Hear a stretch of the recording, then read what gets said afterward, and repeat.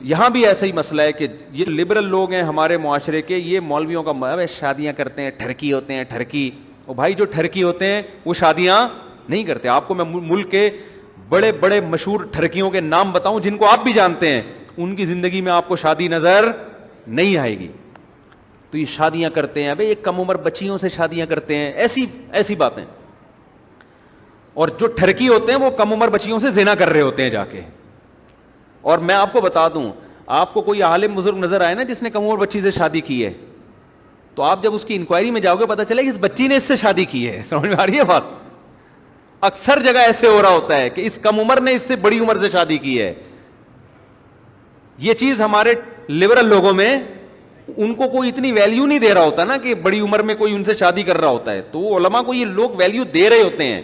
تو یہ تو ایک خوبی کی بات ہے نا کہ وہ بھی اس پر اعتماد کر رہی ہے, بھائی یہ اگرچہ عمر میں زیادہ ہے لیکن یہ مجھے شوہر والی محبت بھی دے دے گا اور جوان شوہر والی محبت دے دے گا. تو ان کو یہ اندازہ ہوتا ہے. تو یہ تو جو ٹھرکی ہوتے ہیں ان میں یہ چیزیں, ان کی صحت ہوتی ہے. ٹھرکی تو تھوڑے دنوں میں ویسے ہی بیچارہ دواؤں پہ آ جاتا ہے تھوڑے دنوں میں. تو علماء کے خلاف آپ اگر اپنے باپ کے خلاف سننا شروع کر دو گے لوگوں سے, آپ کے دل میں اپنے باپ کی ویلیو ختم ہو جائے گی. آپ ماں کے خلاف سننا شروع کر دو گے, بے شک آپ دفاع کرو لیکن آہستہ آہستہ ویلیو ختم. ہمارے کلاس فیلو میں قادیانی تھا, تو لڑکے مرزا غلام احمد قادیانی کو اس کے سامنے اتنی گالیاں دیتے تھے.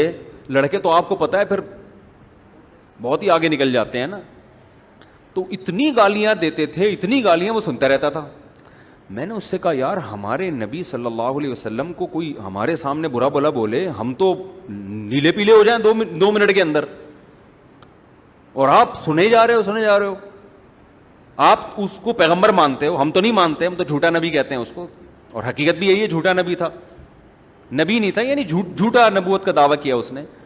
تو آپ بار بار میرے سامنے بڑے احترام سے نام بھی لیتے ہو اور اس کو نبی بھی مان رہے ہو, اور صبح و شام اسکول کے لڑکے کہتے ہیں وہ تو ایسا تھا, وہ تو کیا کیا تھا, میں مسجد میں بتا بھی نہیں سکتا نا, ایسی باتیں کرتے.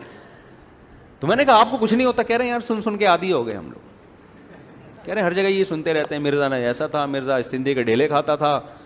مرزا کے بارے میں ہے کہ وہ ایک دن گڑ تھا تو وہ استنجے کا ڈھیلا ادھر رکھا ہوا تھا, گڑ ادھر, تو وہ غلطی سے کیا کھا گیا, جب استنجا کرنے بیٹھا تو گڑ نکلا. پتہ نہیں سچا واقعہ جھوٹا واقعہ واللہ عالم, لیکن بہرحال یہ تو ختم نبوت والے بتائیں گے. لیکن یہ کہ اتنا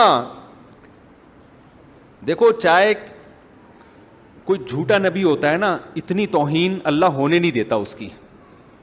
اللہ آ جاتا ہے میدان میں دفاع کرنے کے لیے, سمجھ رہے؟ جیسے ہمارے نبی صلی اللہ علیہ وسلم کی جب توہین ہوتی ہے, احتجاج ہوتے ہیں, پھر بہت کچھ ہوتا ہے, اتنا آسان نہیں ہوتا. یہ خود مرزا کے جھوٹے ہونے کی علامت ہے.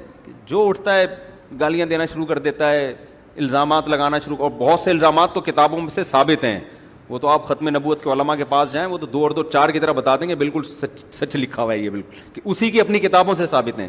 خیر, تو توہین نہیں ہونی چاہیے کبھی بھی.